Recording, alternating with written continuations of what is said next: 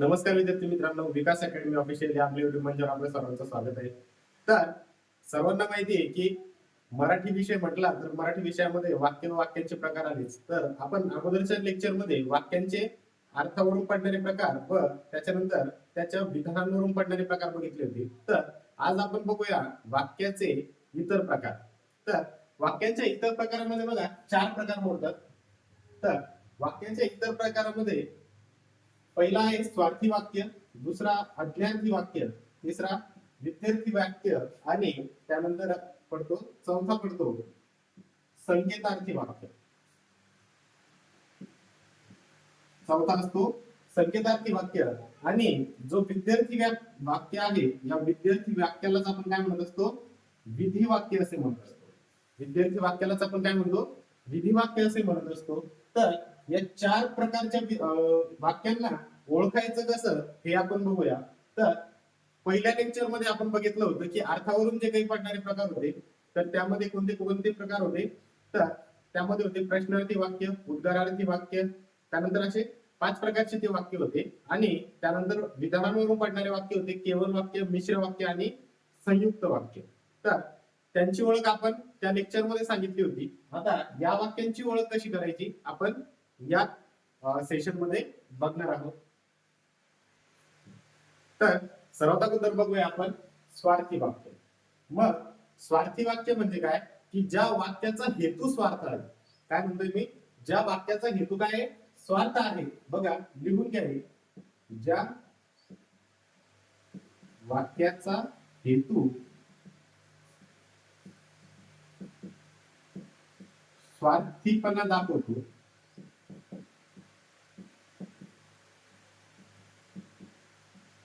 काय म्हणतोय मी, ज्या वाक्याचा हेतू काय दाखवतो, स्वार्थीपणा दाखवतो, अशा वाक्यांना आपण काय म्हणत असतो, स्वार्थी वाक्य म्हणत असतो. जसं की बघा उदाहरण बघूया आपण याचं,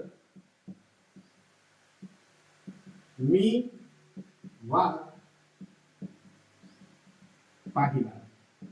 आता यामध्ये काय वाक्य आलं, मी वाघ पाहिला. बघ यामध्ये काय झालं, स्वार्थ आहे म्हणजे मीच बघितला, दुसरं कुणाला दाखवला का मी नाही. यामध्ये काय झाला, माझा स्वतःचा स्वार्थ आहे, मी बघितलंय म्हणजे काय झाला, स्वार्थीपणा त्यामध्ये आलेला आहे. दुसरं वाक्य बघूया आपण, मी फिरायला जाणार. काय वाक्य आहे, मी फिरायला जाणार. यामध्ये सुद्धा काय दाखवतोय, क्रिया कुठल्यावर घडणार आहे, माझ्यावरच घडणार आहे. काय सांगतोय मी, माझ्या विषयीचीच गोष्ट तुम्हाला सांगतोय. याचाच अर्थ काय होतोय की त्या वाक्याचा हेतू काय सांगतोय, स्वार्थीपणा सांगतोय. मी काय होतोय, एकटाच फिरायला जातोय, मी स्वतः फिरायला जातोय. तर अशा वाक्यांना आपण काय म्हणत असतो, स्वार्थी वाक्य म्हणत असतो. हे वाक्य असे साधे असतात. त्यामध्ये काय असतो, एक करता एक जो कर्ता आहे ती क्रिया कोणावर घडत असते, कर्त्यावरच घडत असते. क्रिया ही कोणावर घडत असते, या वाक्यांमध्ये कर्त्यावरच घडत असते. मग त्यामुळे काय होत असतं की त्या वाक्यांना आपण मी वाघ पाहिला किंवा मी फिरायला जाणार क्रिया स्वतःच करणार आहे. यामध्ये दुसऱ्यांचा कोणाचाही काहीही संबंध येत नाही. त्यामुळे अशा वाक्यांना आपण काय म्हणत असतो, स्वार्थी वाक्य असे म्हणत असतो. काय म्हणत असतो, स्वार्थी वाक्य. तर स्वार्थी वाक्य समजलं. त्यानंतर दुसरा प्रकार बघा, आज्ञार्थी वाक्य. मग ज्या वाक्यांमध्ये तुम्हाला आज्ञा किंवा काही काम दिलेले असते. काय सांगतोय मी की ज्या वाक्यांमध्ये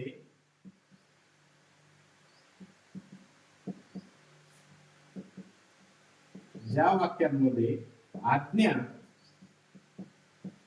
किंवा काम दिलेले असते,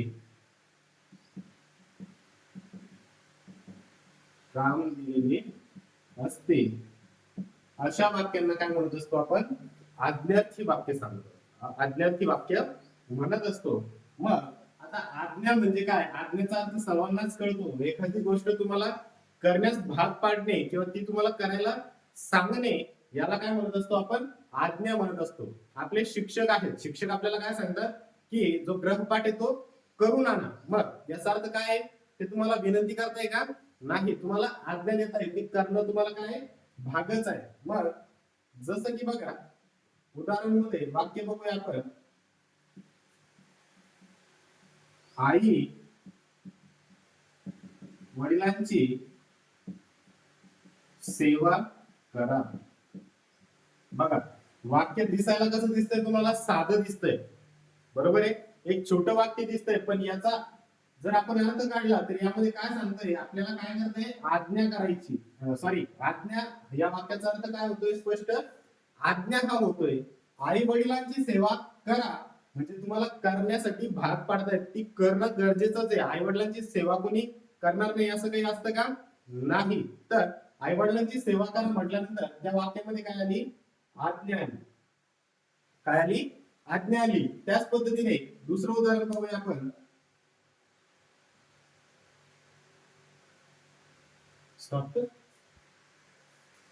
त्यानंतरची पद्धत आहे बघा, दुसरा प्रकार आहे विद्यार्थी वाक्य. यांनाच आपण काय म्हणत असतो, विधी वाक्य असे म्हणत असतो.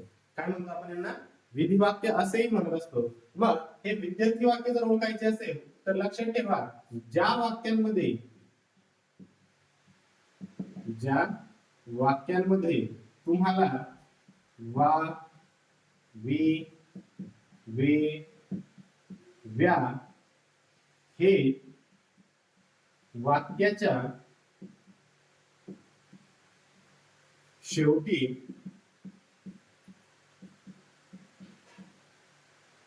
बघा, ज्या वाक्यांमध्ये वा, वी, वे, व्या हे वाक्यांच्या शेवटी दिसत असेल अशा वाक्यांना काय म्हणायचं, विद्यार्थी वाक्य असे म्हणायचं. काय म्हणायचं, अशा वाक्यांना विद्यार्थी वाक्य असे म्हणायचं.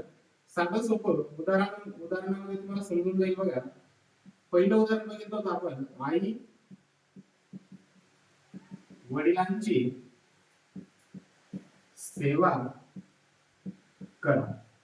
मग आई वडिलांची सेवा करा म्हटल्यानंतर हे वाक्य कुठलं आलं आपलं, तर हे वाक्य आलं आपलं आज्ञार्थी प्रकारामधलं. आणि या वाक्याच्या शेवटी काय पाहिजे, वा, वी, वे, व्या. तर बघा, आई वडिलांची सेवा करावी. काय सांगतंय, आई वडिलांची सेवा करावी म्हणजे वाक्याच्या शेवटी बघा काय आलंय, वी हे अक्षर आले. मग हे ज्या वेळेस वाक्याच्या शेवटी तुम्हाला दिसत असेल तर डोळे झाकून सांगायचं की कुठलं वाक्य आहे, हे विद्यार्थी वाक्य आहे. कुठलं वाक्य आहे, विद्यार्थी. सोपं आहे. वा, वी, वे, व्या वाक्याच्या एकदम शेवटच्या भागामध्ये जर दिसत असेल तर त्याला काय म्हणत असतात आपण, त्याला म्हणत असतो आपण विद्यार्थी वाक्य. नेक्स्ट टाइप बघूया आपण. ज्या वाक्यांमध्ये बघा, त्यानंतरच वाक्याचा प्रकार आहे आपला चौथा प्रकार, संकेतार्थी वाक्य. याच्यामध्येच वाक्याचा प्रकार दडलेला आहे. कोणता, संकेतार्थी. ज्या वाक्यांमध्ये संकेत दर्शवलेला असतो. काय दर्शवलेला असतो, संकेत. ज्या वाक्यांमध्ये संकेत दर्शवलेला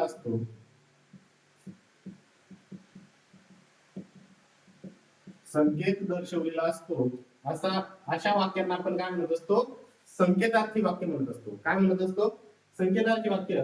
मग संकेतार्थी वाक्य आणि मिश्र वाक्य, बघा काय सांगतोय मी, संकेतार्थी वाक्य आणि मिश्र वाक्य यांचे जे प्रकार आहे हे थोडे सारखेच आहेत. कसे सारखे, तर बघा उदाहरणामध्ये तुम्हाला कळून जाईल. जर पाऊस आला तर मोर नाचेल. मग आपण अगोदरच्या सेशन मध्ये बघितलं की जर, तर, जेव्हा, तेव्हा, ज्याला, त्याला हे जर तुम्हाला वाक्यामध्ये दिसत असेल तर अशा वाक्यांना काय म्हणत असतात, मिश्र वाक्य म्हणत असतात. बरोबर आहे. पण इकडे लक्ष द्या, ज्यावेळेस तुम्हाला परीक्षेमध्ये या अशा प्रकारचा प्रश्न विचारला गेला तर एकतर तुम्हाला संकेतार्थी वाक्य किंवा मिश्र वाक्य या दोघींपैकी ऑप्शन मध्ये एकच असणार. तुम्हाला ऑप्शन मध्ये दोन्हीही नसणार. तर अशा प्रकारचं जर वाक्य आलं तर एकतर तुम्हाला संकेतार्थी वाक्य ओळखा म्हणून दिलेलं असेल किंवा मग मिश्र वाक्य म्हणून दिलेलं असेल. त्यामुळे परीक्षेमध्ये याचा गोंधळ उडवायचा नाही. जर तुम्हाला 4 ऑप्शन मध्ये मिश्र वाक्य दिसत नसेल आणि संकेतार्थी वाक्य जर दिसत असेल अशा प्रकारच्या वाक्यामध्ये, तर संकेतार्थी वाक्याचं उत्तर द्यायचं. मग बघा आता याच्यामध्ये काय संकेत देतोय की जर पाऊस आला, जर पाऊस आला तर मोर नाचेल, म्हणजे काही संकेत दाखवतोय ही गोष्ट घडली तर ती दुसरी घटना, अशा प्रकारचा जो काही संकेत दाखवलेला असतो अशा वाक्यांना आपण काय म्हणत असतो, संकेतार्थी वाक्य म्हणत असतो. ठीक आहे. त्याच पद्धतीने बघा, जेव्हा जेव्हा जेवण बनेल तेव्हा मी जेवण करेन. बघा काय सांगतोय, संकेत काय देतो इथं, जर जेवण बनलंच नाही तर तू जेवण करणार का किंवा मी जेवण करणार का, नाही. तर इथं संकेत दाखवतोय ही जर घटना अगोदर घडली तर ही घटना समोर घडेल, म्हणजेच काहीतरी काय दाखवत आहे, संकेत दाखवत आहे त्या वाक्यांमध्ये. मग ज्या वाक्यांमध्ये संकेत दाखवलेला असतो यांना आपण काय म्हणत असतो, संकेतार्थी वाक्य असे म्हणत असतो. मग एकदा रिवाइज म्हणून आपण काय करूया, आजच्या सेशन मध्ये आपण काय बघितलं तर सर्वात अगोदर बघा आपण बघितला स्वार्थी वाक्य. स्वार्थी वाक्यामध्ये ज्या वाक्याचा हेतू किंवा अर्थ स्वार्थ आहे अशा वाक्यांना आपण स्वार्थी वाक्य म्हटलो. त्यानंतर दुसरं वाक्य बघितलं आपण आज्ञार्थी वाक्य, ज्या वाक्याचा अर्थ किंवा ज्या वाक्यांमध्ये आज्ञा दिलेली असते किंवा काहीतरी एक काम दिलेलं असतं अशा वाक्यांना आपण काय म्हणतो, आज्ञार्थी वाक्य असे म्हणतो. आणि त्यानंतर बघितलं आपण विद्यार्थी वाक्य. तर विद्यार्थी वाक्य यालाच आपण काय म्हणतो, विधी वाक्य असे सुद्धा म्हणत असतो. मग विद्यार्थी वाक्यामध्ये ज्या वाक्याच्या शेवटी वा वि वे व्या हे वर्ण लागतात, हे अक्षर जे लागतात त्यांना आपण काय म्हणत असतो, विद्यार्थी वाक्य म्हणतो. आणि शेवटचं बघितलं आपण संकेतार्थी वाक्य. संकेतार्थी वाक्यामध्ये काय दिलेला असतो, संकेत दर्शवलेला असतो. मग संकेतार्थी वाक्य आणि मिश्र वाक्य हे वाक्य कसे असतात, सारखेच असतात, पण ज्यावेळेस परीक्षेला येतात त्यावेळेस दोघांपैकी ऑप्शन मध्ये काय दिलेलं असतं, एकच काहीतरी विचारलेलं असतं. तर आज आपण काय करूया, या वाक्याच्या सेशन मध्ये तुम्हाला जर काही अडचणी, काही सजेशन तुमचे असतील तर आपल्या कमेंट बॉक्स मध्ये तुम्ही मला कळवत चला. आणि आपल्या लेक्चर संबंधी काही क्वेरीज तुम्हाला असतील त्याही कमेंट मध्ये सांगा. आणि आपलं लेक्चर आपल्याला कसं वाटलं हेही कमेंट मध्ये कळवा. आणि आपल्या चॅनलला सबस्क्राईब आणि लाईक मात्र नक्की करा. धन्यवाद.